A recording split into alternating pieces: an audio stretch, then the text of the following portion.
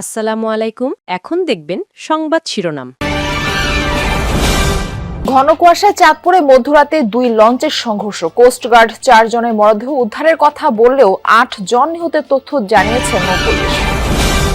প্রবাসী অধ্যুষিত সিলেট 6 আসনে ত্রিমুখী লড়াইয়ের আভাস। বিএনপি জামায়াতের পাশাপাশি মাঠ চষে বেড়াচ্ছেন জমিয়তের প্রার্থীও। সুষ্ঠু ভোটের প্রত্যাশা ভোটারদের। হামলা ভাঙচুরের 1.5 বছরও চালু হয়নি খুলনার গণহত্যা জাদুঘর। উদ্ধার করা যায়নি লুট করা নথিপত্র ও মালামাল। ক্ষুব্ধ মুক্তিযোদ্ধারা। দুর্নীতি বৈষম্যমুক্ত ইনসাফ ভিত্তিক দেশ গড়াই লক্ষ্য বললেন জামায়াত আমির। জাতির ওপর থেকে এখনো কালো ছায়া দূর হয়নি। এতক্ষণ দেখছিলেন সংবাদ শিরোনাম, এখন দেখবেন বিস্তারিত। এখন পর্যন্ত 4 জনের মরদেহ এসেছে এবং যারা প্রত্যক্ষদর্শী এবং কোস্টগার্ড, পুলিশ, নৌ পুলিশ তারা সবাই বলছেন যে এই ঘটনায় এখন পর্যন্ত 4 জনের নিহত হওয়ার তথ্য তাদের কাছে রয়েছে।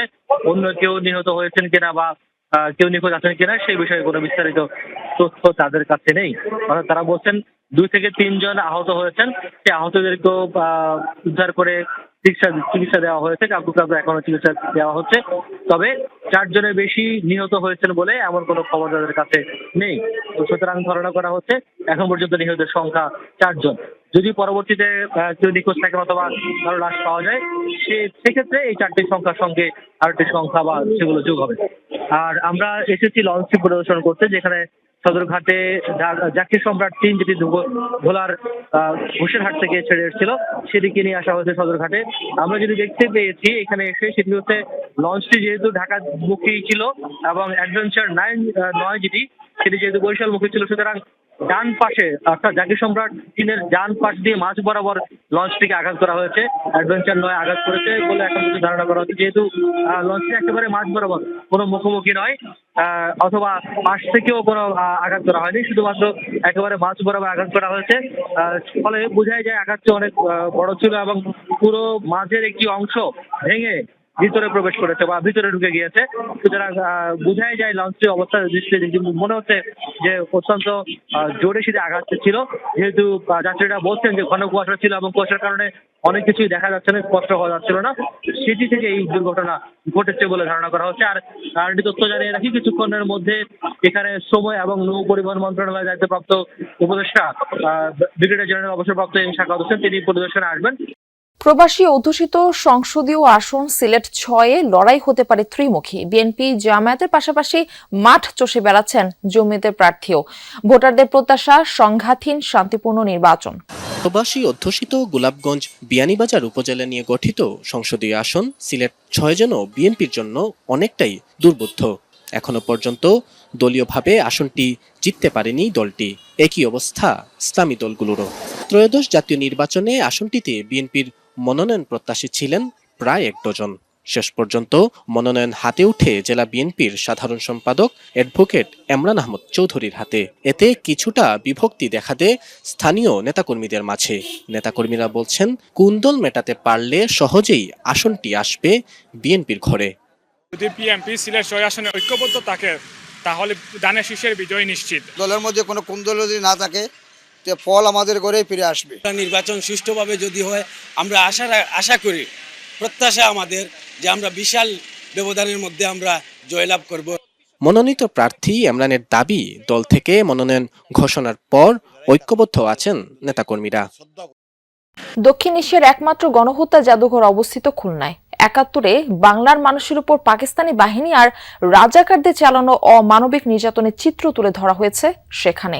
অথচ সেই জাদুঘরটি 2024-এর 4 আগস্ট ভাঙচুর করা হয়, লুটপাট করা হয় নথিপত্র ও দামি দামি মালামাল।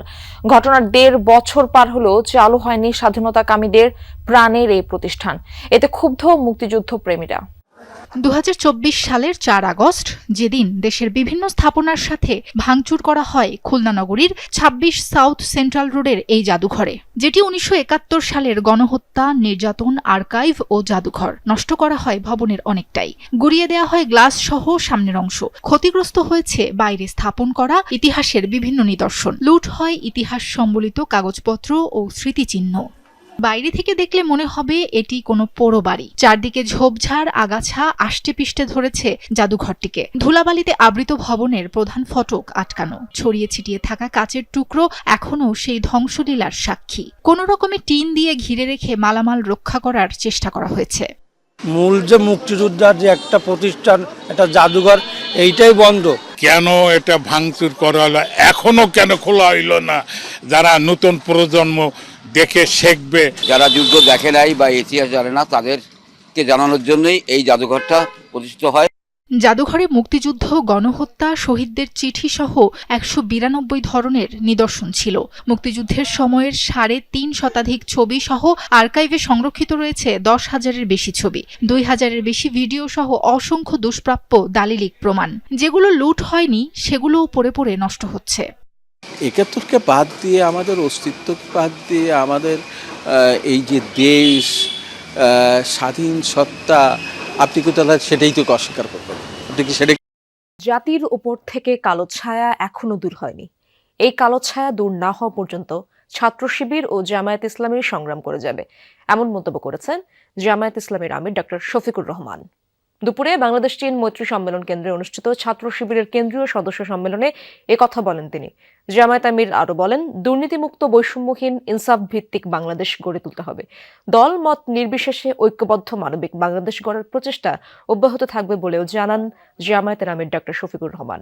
মিথ্যাচার ও অপপ্রচার দিয়ে ছাত্র শিবিরকে থামিয়ে দেওয়ার চেষ্টা হচ্ছে, এমন অভিযোগ করেন জামায়াতের সেক্রেটারি জেনারেল মিয়া গোলাম পরোয়ার। বলেন, স্বাধীনতা বিরোধী রক কাটা কিংবা ক্রস ফায়ার আয়নাঘর দিয়ে ছাত্র শিবিরকে থামানো যাবে না। এর আগে সকালে সম্মেলনের উদ্বোধন করেন জুলাই গণ অভ্যুত্থানে প্রাণ হারানো মুনতাসির আলিফের বাবা। সব ধর্ম, সব দল, সব জাতি মিলে ঐক্যবদ্ধ বাংলাদেশ নিয়ে আমরা সামনে এগিয়ে যাব। সেই ঐক্যবদ্ধ বাংলাদেশ ইনশাআল্লাহ শুধু বাংলাদেশকে রাস্তা দেখাবে না, ইনশাআল্লাহ সেই বাংলাদেশ দুনিয়ার বহু দেশকে রাস্তা দেখাবে ইনশাআল্লাহ। জাতিকে বিভ্রান্ত করে আমাদেরকে আবার সেই পেছনে ঠেলে দিতে চায়, কিন্তু জাতি কোনো মিথ্যাচার, কোনো মিসপ্রপাগান্ডাকে কখনো বিশ্বাস করবে না। তারা জানে না ইসলামী ছাত্র শিবিরকে কখনো সন্ত্রাস দিয়ে কখনো স্তব্ধ করা যায় না। মধ্যরাতে ঘন কুয়াশায় চাঁদপুরের মেঘনা নদীতে এমভি জাকির সম্রাট 3 এবং অ্যাডভেঞ্চার 9 লঞ্চের মধ্যে সংঘর্ষ হয়েছে। এখন পর্যন্ত নৌপুলিশের কাছে 4 জনের মরদেহ হস্তান্তর করেছে কোস্টগার্ড। আহত হয়েছেন কয়েকজন। বৃহস্পতিবার গভীর রাতে হয় এই দুর্ঘটনা। প্রত্যক্ষদর্শীরা জানায়, বৃহস্পতিবার বিকেলে ভোলার ঘোষেরহাট ঘাট থেকে যাত্রী নিয়ে ঢাকার দিকে রওনা করে এমভি জাকির সম্রাট 3। চাঁদপুরের মেঘনা নদীতে আসার পর ঘন কুয়াশার কারণে ধীর গতিতে চলছিল লঞ্চটি।